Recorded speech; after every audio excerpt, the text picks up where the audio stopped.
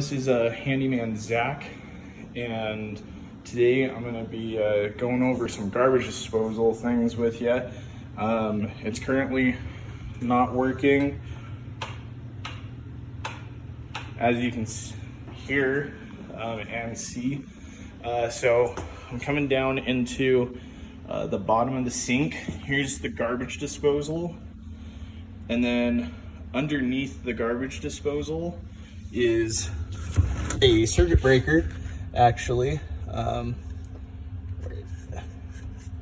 It's somewhere. It's right here. And we're just gonna click it. You heard that click. So now it's engaged again. Now we're gonna give it a try.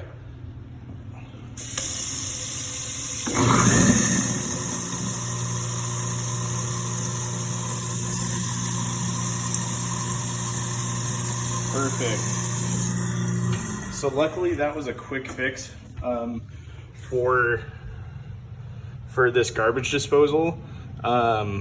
Sometimes too, if people are putting the wrong stuff down it can get clogged down in the chute itself. And most garbage disposals come with a nifty little tool, something like this, for at least this specific model. And you can actually come down right to the middle here, and you'll just loosen things up like that. If it's a bigger issue, if there's something really clogged in it, and you can always go online and look up like what you're not supposed to or allowed, or what you just shouldn't put into garbage disposals. This was a quick, easy fix. If you guys have any other questions about this, I can help you out with that.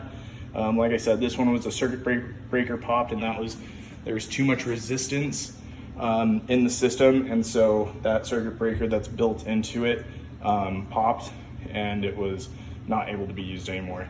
Anyways, this is Handyman Zach. Like, subscribe to the channel, and we'll be bringing you new content every week. Bye.